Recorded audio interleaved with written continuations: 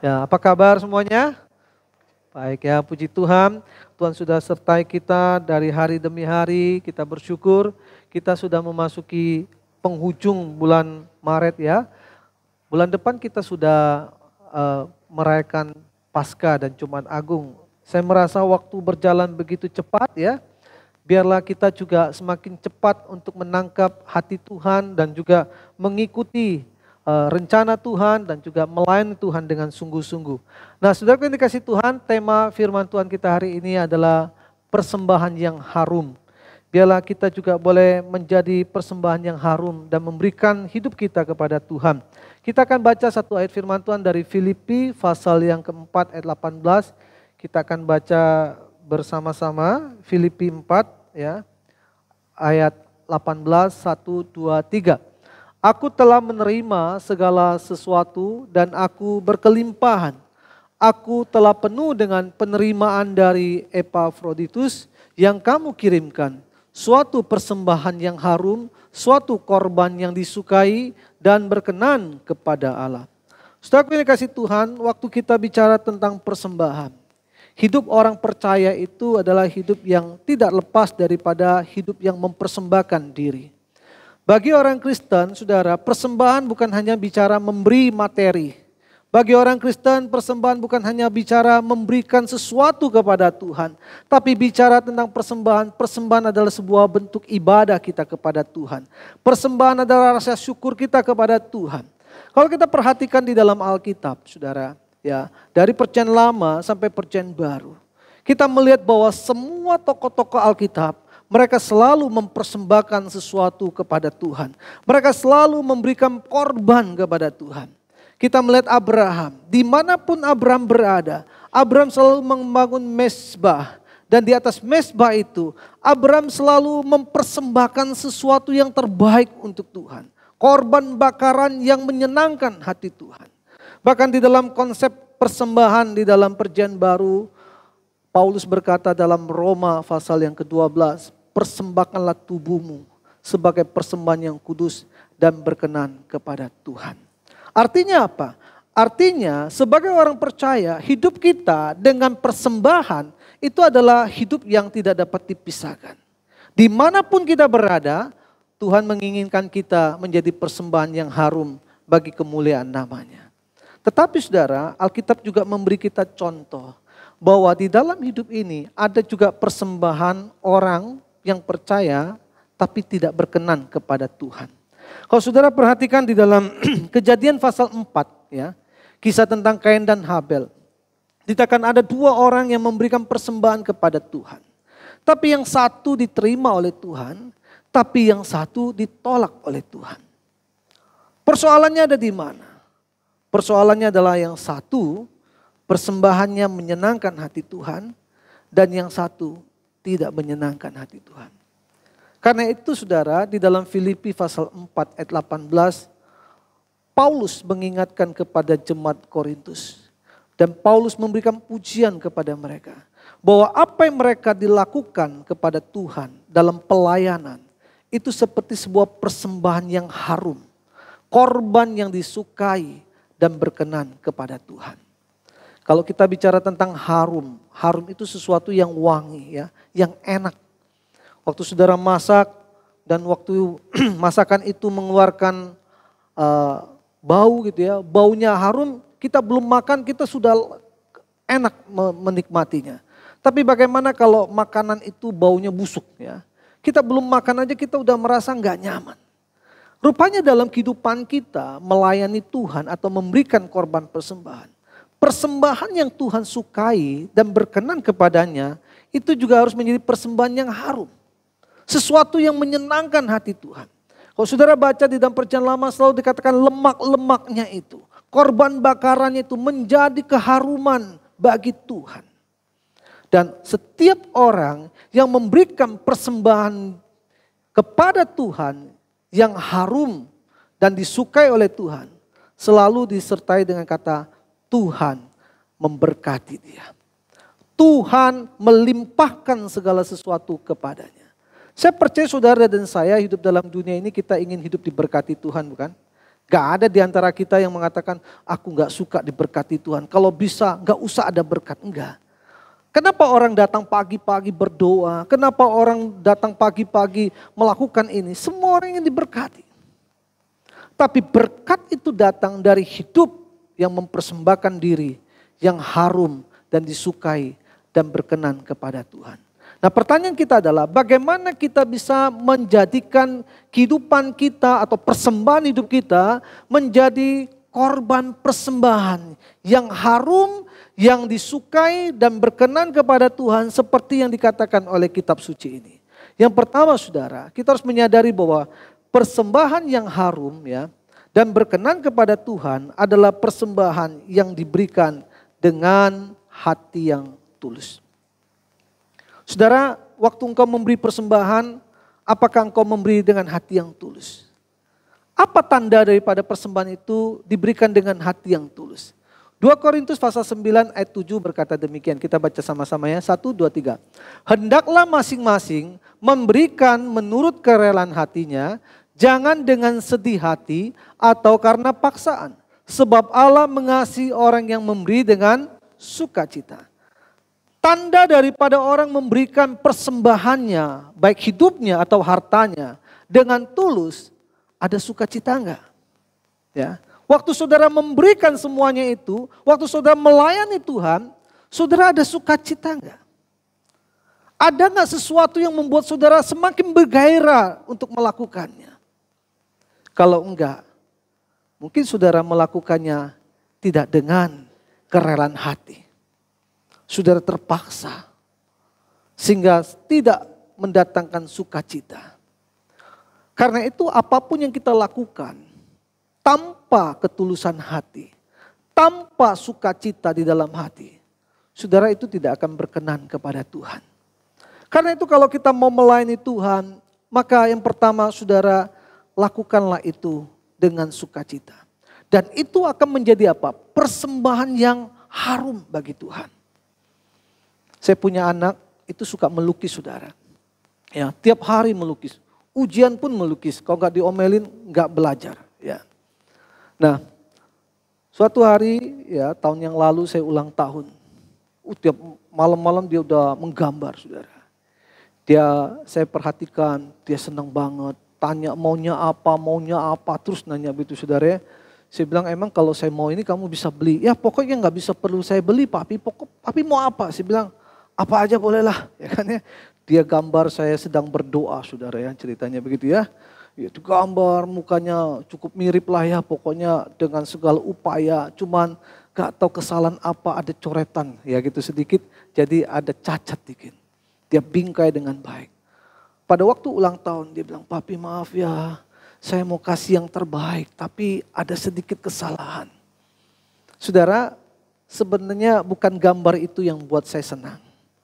Tapi yang buat saya senang adalah dia begitu senangnya untuk menyediakan hadiah buat saya. Bahkan dia mempersiapkannya di malam hari. Bahkan pulang sekolah dia coba buat bingkai yang bagus. Bagi saya kesalahan kecil itu bukan hal yang penting untuk diperdebatkan. Bahkan saya pikir itu adalah kesempurnaan. Kenapa? Karena dia memberinya dengan sukacita. Saya bilang apa?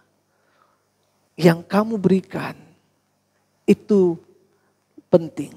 Tapi lebih penting kamunya memberikan dengan sungguh-sungguh. Saya membayangkan Tuhan juga demikian. Pada waktu kita melayani dia dengan sungguh-sungguh. Kita memberikan hidup kita dengan sungguh-sungguh. Kita melayani dia dengan sukacita. Saudara, pelayanan itu penting. Tapi lebih penting orang yang melayaninya. Semua hal yang kita kerjakan dengan sukacita. Pasti menyenangkan hati Tuhan. Karena itu Alkitab bilang, persembahan yang berkenan kepada Tuhan jangan sampai ada rasa terpaksa. Tapi harus dilakukan dengan kerelaan hati. Dengan sukacita. Tapi begitu banyak orang hari-hari ini merasa memberi persembahan, melayani Tuhan, suatu paksaan. Saya pernah membesuki orang ya saudara ya. Untung bukan jemaat kita yang berkata demikian. Jadi dia tinggal di rumah saudaranya. Saudaranya jemaat orang lain. Pada waktu saya besuk dia bilang gini, Pak Pendeta saya mau tanya. Kenapa sih di gereja saya itu selalu bicara tentang persembahan. Dan persembahannya itu 2 kali lagi. Saya merasa terganggu dengan persembahan yang ada di gereja. Apakah gereja harus menjalankan persembahan? Saya bilang di gereja saya ada persembahan, bahkan ada kantong persembahannya. Karena persembahan itu adalah suatu ibadah. Persembahan itu adalah anugerah. Bahkan orang Yahudi ingin sekali memberi persembahan sebagai bentuk ucapan syukur. Dan orang yang memberi harus dengan sukacita pasti mendatangkan berkat. Bahkan saya bilang kalau pendeta tidak mengajarkan jemaatnya untuk memberikan korban persembahan kepada Tuhan, berarti dia tidak menjalankan firman itu dengan baik. Kita tidak boleh mata duitan, kita tidak boleh menggunakan uang sembarangan. Tapi memberi persembahan itu merupakan anugerah Tuhan. Ibadah kita kepada Tuhan. Apalagi kalau kita lakukan dengan sukacita. Saya tidak pernah melihat orang yang memberi persembahan kepada Tuhan dengan sukacita. Tuhan tidak memberkati dia. Tuhan selalu memberkati dia. Saya merintis tahun ini 14 tahun di Polres. Saya memperhatikan orang-orang yang setia melayani Tuhan. Memberi yang terbaik baik hidupnya, waktunya, maupun uangnya kepada Tuhan. Tuhan selalu bawa mereka naik, gak pernah turun. Bukan saya suka teologi kemakmuran, tapi saya perhatikan. Janji Tuhan selalu iya dan amin. Termasuk hidup saya. Saya melihat Tuhan membawa saya semakin naik, tidak turun. Kenapa? Karena saya tahu berkat Tuhan itu iya dan pasti. Waktu kita melayani dengan sukacita, mungkin bagi manusia gak ada untungnya. Tapi dalam hidup kita selalu Allah menyertai kita. Karena itu saudara yang dikasihi Tuhan, mari kita belajar untuk mempersembahkan hidup kita. Termasuk harta kita, waktu kita dengan sukacita. Itu akan menjadi sebuah persembahan yang harum di hadapan Tuhan. Yang kedua saudara, bicara tentang persembahan yang harum itu seperti apa? Yang kedua adalah persembahan yang harum itu adalah persembahan yang kita berikan dengan kasih. Ingat tentang persembahan janda miskin. Kalau melihat jumlahnya, persembahan yang diberikan sangat sedikit sekali. Bahkan mungkin hanya memberi makanan untuk dia hari itu dan dia gak punya apa-apa lagi. Dibandingkan dengan orang kaya yang memberi begitu banyak. Sehingga di dalam Lukas pasal 21 diceritakan bahwa waktu janda miskin ini memberi, ada orang mengkritik. Sedikit sekali kamu memberikan persembahan itu. Tapi jawaban Tuhan luar biasa. Tuhan berkata, janda ini memberi lebih banyak dari semua orang yang memberi. Kenapa? Karena ia memberi dari kekurangannya. Seharusnya dia gak perlu memberi. Karena dia kurang. Tapi karena ia mengasihi Tuhan, dikatakan apa? Dia memberi dari kekurangannya. Ia memberi dari keterbatasannya. Karena ia mencintai Tuhan. Saudaraku yang dikasihi Tuhan, pemberian itu menjadi berarti pada waktu pemberian itu keluar dari hati mengasihi Tuhan. Orang yang mengasihi Tuhan tidak akan mempertanyakan penting atau tidak penting untuk pekerjaan Tuhan. Bagi dia, semua pekerjaan Tuhan adalah penting. Memberikan persembahan kepada Tuhan adalah penting.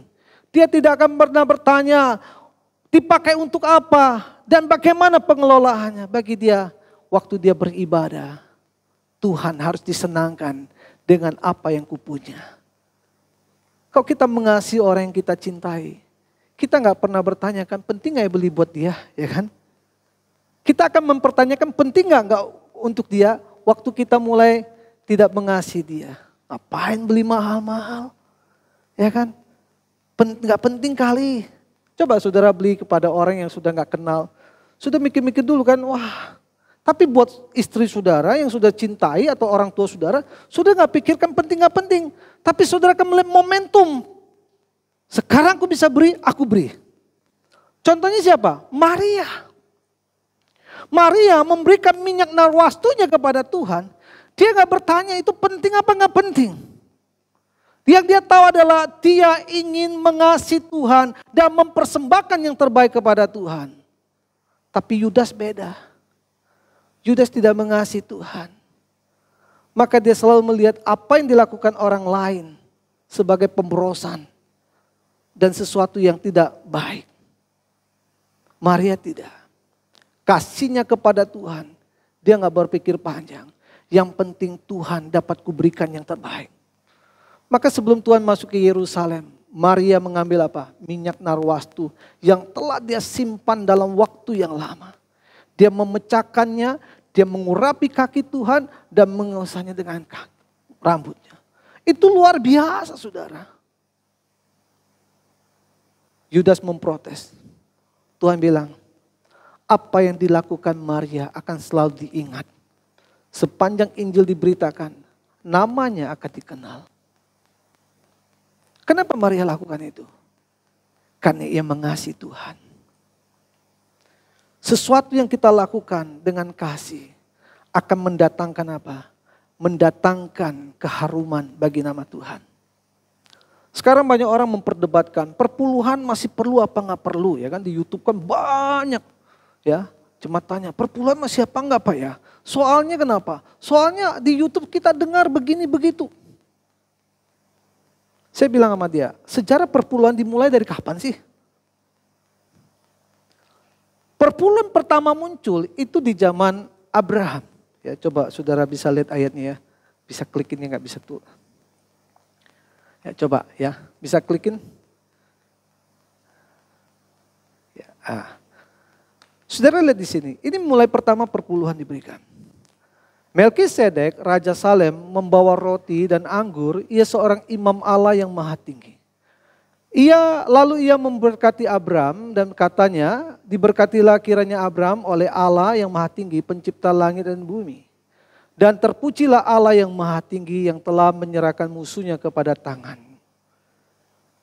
Lalu Abram memberikan kepadanya 1/10 dari semuanya.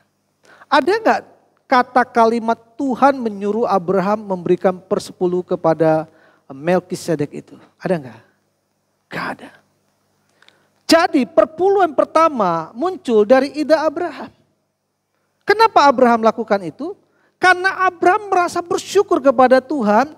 Karena dia berpikir bahwa apa yang didapat dari Tuhan, dia harus belajar mengembalikan kepada Tuhan. Tuhan tidak pernah perintahkan itu, saudara. Perintah itu baru ada muncul di dalam imamat. Setelah zamannya Musa. Pada waktu mereka mau masuk tanah Kanaan, Tuhan baru berfirman kepada Musa. Lakukanlah, teruskanlah apa yang dilakukan oleh Abraham. Maka demikian firman-Nya. Demikianlah segala persembahan perpuluhan dari tanah, baik dari benih tanah maupun dari buah pohon adalah milik Tuhan. Itulah persembahan yang kudus bagi Tuhan, ya. Persembahan perpuluhan baru ada. Perintah Tuhan kepada Musa. Maka orang bertanya kepada saya, perlu apa enggak perlu? Sebenarnya kalau kamu mengasihi Tuhan, tidak perlu tanya perlu apa enggak perlu. Abraham tidak tanya Tuhan, dia memberi. Dan Tuhan melihat sebagai sebuah perkenanan kepada Tuhan. Maka Tuhan berkati Abraham luar biasa. Semua bangsa-bangsa lahir pada zaman Abraham sudah enggak ada. Tapi Israel sampai hari ini dipelihara oleh Tuhan. Apakah karena Israel baik? Enggak. Karena janji Tuhan kepada Abraham. Keturunanmu tidak akan pernah berkesudahan sampai akhir zaman. Bangsa Amalek udah enggak ada. Bangsa Moab sudah tidak ada. Tapi bangsa Israel tetap ada. Apakah karena Israel? Bukan. Karena janji Tuhan kepada Abraham. Bahwa tidak akan pernah berkesudahan bangsa itu sampai Tuhan datang kedua kalinya. Saudaraku, ini orang yang mengasihi Tuhan. Orang yang mengasihi Tuhan tidak akan pernah bertanya. Penting apa enggak penting? Suatu hari ada orang tanya sama saya. Pak, mama saya itu kan umur sudah 80 tahun. Dia datang dari Cungkok. Dia sering ngomong tentang mau ke Cungkok. Tapi aku lihat kesehatannya kayaknya enggak gitu memadai. Penting enggak ya Pak? Dia pergi ke Cungkok. Dia tanya saya begitu, saudara. Kalau kamu mengasihi mamamu dan kamu punya kemampuan. Buat kamu penting gak penting itu apa? Uangnya terbuang sia-sia bukan? nanti mama gak bisa nikmati bukan? Buat mama itu bukan masalah nikmati, dia pengen lihat kampung halamannya. Kalau kamu mengasihi, jangan tanya penting atau tidak penting. Bawa dia pergi ke sana. Temani dia, walaupun cuma 3 hari. Kita ingin membanggakan dia. Demikian juga dengan Tuhan. Saya setiap bulan memberi kirim uang buat mama saya. Kalau tanya penting gak penting, mama saya sudah ada yang memelihara. Koko saya menafkahi dia. Kalau bicara tentang saya tetap kurang. Tapi saya sama semua udah komitmen.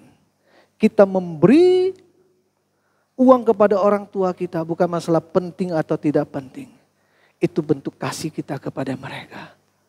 Mereka pakai gak pakai itu urusan mereka. Tapi urusan kita adalah mengasihi dia selama dia masih ada di dalam dunia ini. Kalau dia udah meninggal, nangis perjauh percuma, gak ada artinya. Dia sudah pergi di tempat di mana Tuhan sudah sediakan tempat bagi dia.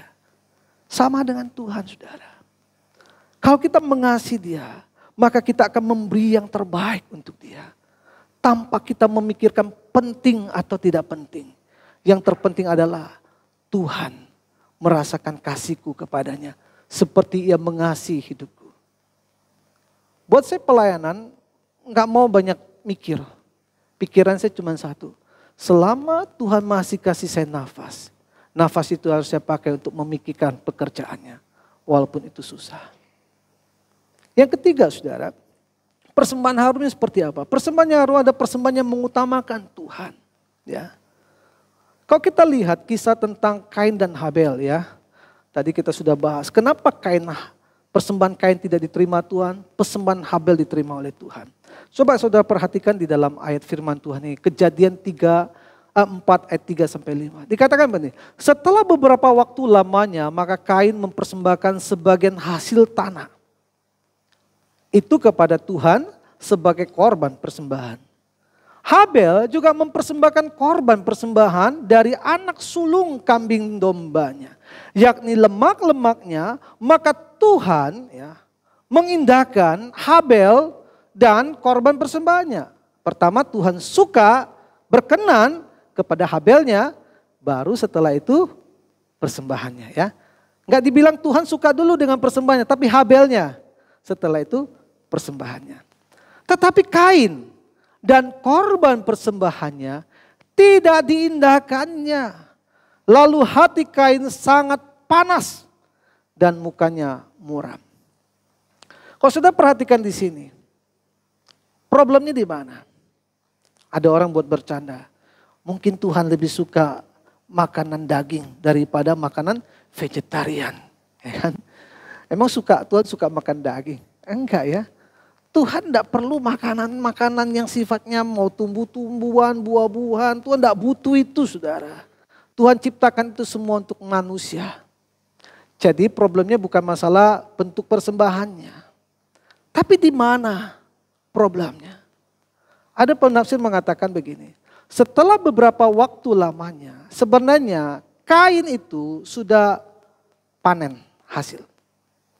Tapi dia tidak memberikan persembahannya. Tapi setelah Habel panen hasil ternaknya. Dan Habel dengan begitu sukacita, dia begitu ingin memberi yang terbaik dulu kepada Tuhan. Maka Kain pun ikut-ikutan lakukan. Dan kalau kita lihat dari semuanya ini, persembahan Habel adalah anak sulung. Berarti apa? Hasil pertama. Kambing dombanya. Dan di situ dikatakan banyak lemaknya. Artinya apa? Yang gemuk-gemuk. Dia kasih kepada Tuhan. Kalau kurus mana ada lemaknya? Benar gak? Karena ada banyak lemaknya berarti dia cari yang terbaik. Dia korbankan kepada Tuhan. Dia berikan kepada Tuhan karena dia menganggap Tuhan yang terutama. Dan Tuhan lihat niat hatinya begitu luar biasa. Maka dikatakan Tuhan suka dengan Habel.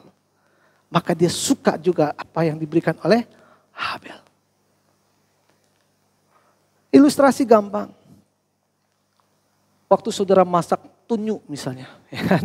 Gampangnya kita suka makan tunyu, ya kan? Saudara masak, harumnya begitu luar biasa. Lalu saudara ambil yang pertama, saudara taruh di mangkuk, buru-buru saudara bawa kepada mama atau papa. "Pa, ma, ini buat mama papa." Senang gak mama papa? Senang. Kamu yang masak, kamu makan dulu. Enggak boleh, mama papa dulu makan. Dengan saudara masak, sudah makan, udah sisa. Gak habis nih, antar ke mama papa. Sama kan tunjuk. Tapi mama papa responnya seperti apa? Ini anak mau ciu pun nggak, gitu. Gak habis kasih aku. Anak puhau, anak tidak berbakti. Kita mungkin memberi persembahan, tapi bukan yang terutama. Makanya perpuluhan, saya selalu bilang, sekarang kita bayar dulu perpuluhan kepada Tuhan. Apa yang terbaik kasih dulu, sisanya baru kita pakai.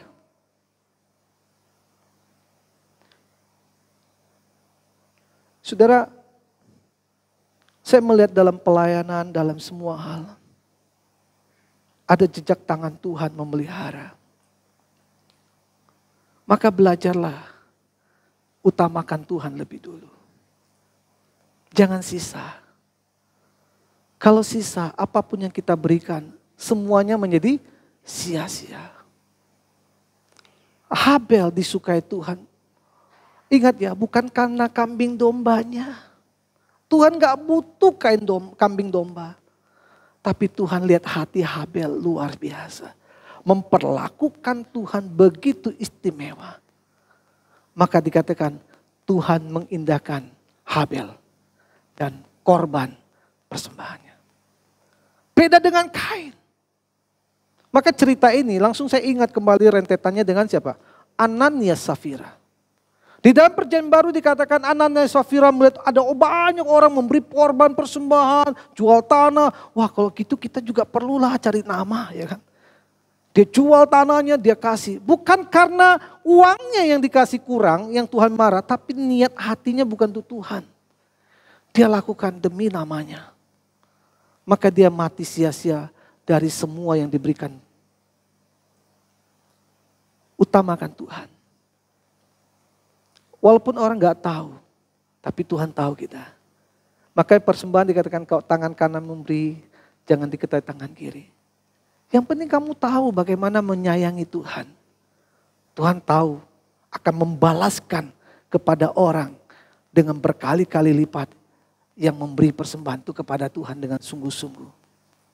Tuhan tidak pernah berhutang, saudara. Itu prinsip hidup yang harus saudara pegang. Bahkan dikatakan dia selalu menjadikan piutang, ya, kepada hidup kita. Tuhan tidak pernah berhutang.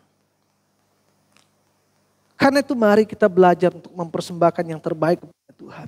Saya suka cerita 2 Samuel 7 ayat 1-3 ya, tentang Daud. Daud bukan manusia yang sempurna. Daud manusia yang banyak kesalahan. Tapi di dalam Alkitab hanya 2 orang yang dikatakan aku berkenan kepadanya. Pertama Henok. Henok hidup bergaul dengan Tuhan, Tuhan berkenan kepadanya, Tuhan angkat Henok ke surga. Yang kedua itu Daud. Gak ada lagi orang disebut aku berkenan kepadanya kecuali Henok dan Daud. Kalau Tuhan Yesus gak usah kita omong lah, dia Tuhan anak Allah. Saya pikir apa ya rahasianya? Kok Daud bisa disukai oleh Tuhan sampai aku berkenan kepada Daud itu.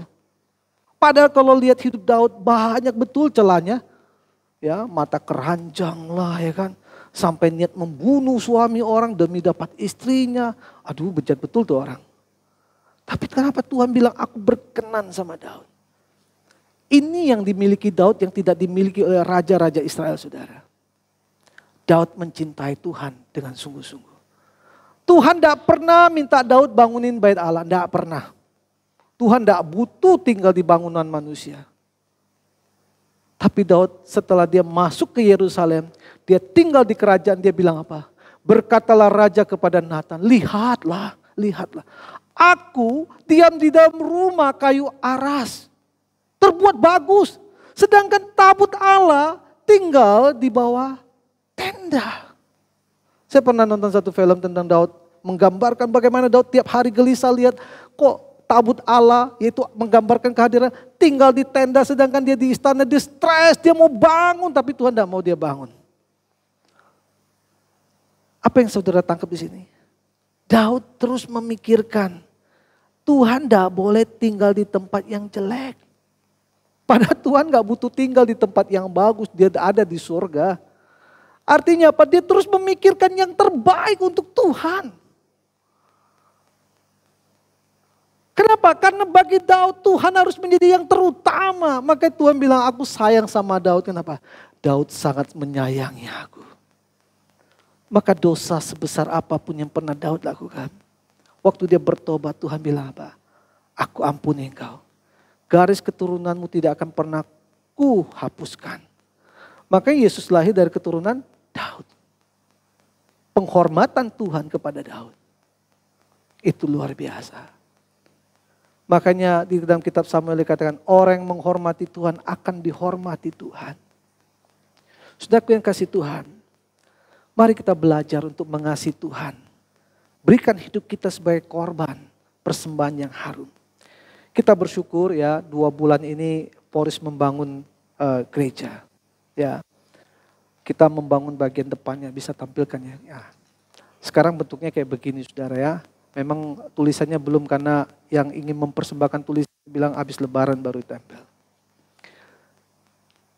Sejak kita bangun ini saudara, banyak orang penasaran lihat isi gereja. Ya, selama ini kan depan kan ada taman jajan, orang nggak pernah lalu-lalu lah. Tapi waktu kita bangun ini ya, kalau saya ada di situ, Pak boleh nggak masuk gereja lihat-lihat teman, kata gitu ya.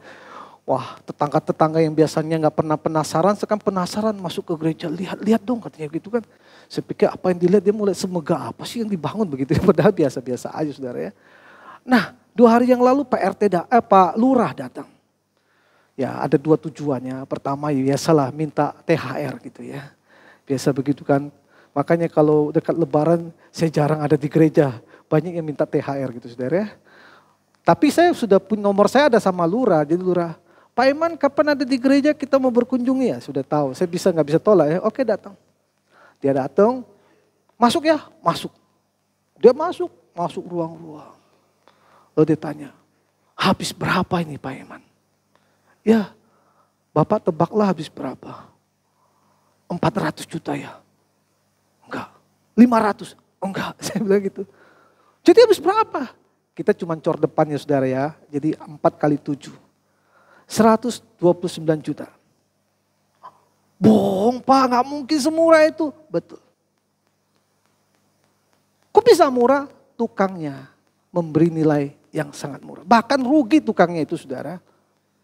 Saya bilang hitung ulang aja Bang Dul. Jadi tukangnya udah habis duitnya saudara ya. Saya bilang hitung ulang. Karena begini saudara, pada waktu saya bilang, Bang Dul, saya rencana tahun depan pengen cor gereja, lalu begini, tapi belum ada gambarnya. Bang Dul tolong hitungin kira-kira biaya tukangnya berapa, dia hitung. Dia bilang 36 juta aja lah Pak, gitu ya. Oke, setelah itu saya kirim gambar, gambarnya kayak begini, gitu. 36 juta gak bisa kayaknya. Tapi udahlah Pak 36 juta nanti kalau sampai tidak selesai, Bapak bayar harian aja. Untuk tukang saya gak usah. Nah setelah bangun saya tambahkan 5 juta jadi 40 juta saudara ya. Saya bilang hitung ulang Bang Dul. Dia bilang gak mau, biarkan saja. Bang Dul rugi loh, gak apa-apa. Kenapa? Karena 12 tahun yang lalu saudara ya. Dia itu cuma tukang ikut orang. Renov gereja kita. Dia bilang saya waktu itu Pak mau kontrak rumah aja susah, petakan aja bayarnya empot-empotan. Sampai istri saya pergi kerja di tempat lain. Saya gak pernah ke gereja. Dia tadinya muslim tapi menjadi Kristen. Saya gak pernah ke gereja. Gak pernah injak gereja. Gak kenal Tuhan. Tapi sejak ketemu Bapak. Bapak injilin saya, kuatkan saya. Dan Bapak bilang nanti kalau punya rumah akan kasih saya yang bangun. Waktu itu saya belum ada rumah saudara. Saya bilang kalau saya ada rumah nanti Bang Dul yang bangunin ya. Kapan bangunnya Pak? Rumahnya belum ada, tunggu ada rumah dulu ya kan. Puji Tuhan setelah beberapa tahun saya ambil 1 kredit rumah, saudara KPR rumah, saya suruh dia bangun. Dia bilang sejak saya bangun rumah Bapak, saya tidak pernah berhenti membangun. Semua jemaat pakai dia, orang keluarga jemaat, keluarga jemaat. Dulu saya nggak punya rumah, sekarang saya punya rumah. Anak saya nggak perlu lagi hidup dalam kesusahan, istri saya juga nggak perlu bekerja di luar. Masakah sekarang demi membangun pekerjaan Tuhan, saya harus mencari keuntungan. Sedangkan Tuhan sudah memberi saya keuntungan banyak. Bayangkan kalau dia bangun di mana, dia suka telepon saya loh. Pak Iman, ada di gereja yang perlu dicat nggak? Kenapa? Perpuluhan saya buat cat, katanya begitu. Saya bilang, inilah yang namanya belajar memberi persembahan kepada Tuhan. Dia nggak pernah hidup dalam kemewahan, saudara. Saya bilang, saya bersyukur bisa kenal kamu. Kalau dia bisa berubah, kita juga bisa berubah. Hidup kita singkat. Saya selalu berkata begini, selama hidup yang singkat ini, mari kita berusaha memberi yang terbaik untuk Tuhan. Dari apa yang bisa kita kerjakan. Kalau Tuhan tetapkan kita di GKK ini kita bangun untuk pekerjaan Tuhan. Karena itu saudara, bicara persembahan yang harum itu apa ya? Yang pertama saudara, persembahan yang harum bukan bicara tentang materi, tapi bicara tentang hati yang tulus. Kasih yang melimpah dan hidup yang mengutamakan Tuhan. Maukah kita memiliki hati itu? Kalau kita punya hati itu, Tuhan akan berkata, aku berkenan kepada persembahanmu. Persembahanmu adalah persembahan yang harum, disukai dan berkenan kepada Tuhan. Kalau Tuhan udah berkenan kepada kita, sudah gak perlu tanya, Tuhan kapan aku diberkati? Berkat itu datang menyertai orang yang berkenan kepada Tuhan. Maka Tuhan Yesus bilang, carilah dahulu kerajaan Allah dan kebenarannya. Yang ditambahkan tidak perlu kita cari. Itu diberikan Tuhan kepada mereka yang berkenan kepada Tuhan. Mari kita berdoa. Tuhan, kami sungguh mengucap syukur